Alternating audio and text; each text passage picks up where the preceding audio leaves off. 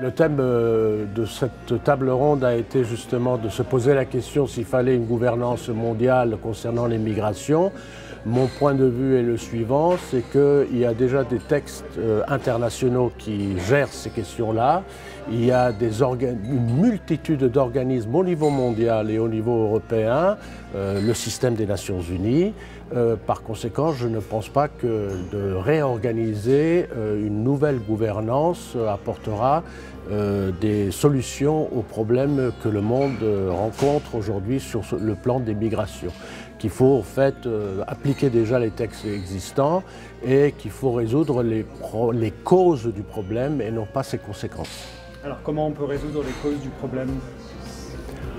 Je pense que cette question-là relève du politique, c'est-à-dire des relations internationales, de la politique des États.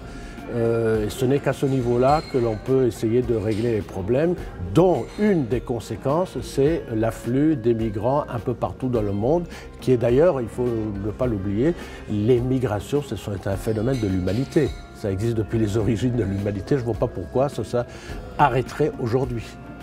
Appliquer le droit international, les règlements ou les conventions qui existent déjà, d'accord, certes, ce serait nécessaire, mais on le voit qu'actuellement, l'application d'un pays à l'autre est très différente.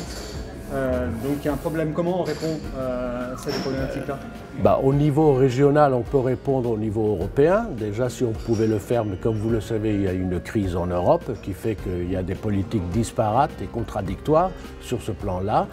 Et puis sur le plan global, il ne s'agit pas seulement d'appliquer, il s'agit de résoudre les conflits et les tensions qui existent dans les régions d'Afrique ou du Moyen-Orient.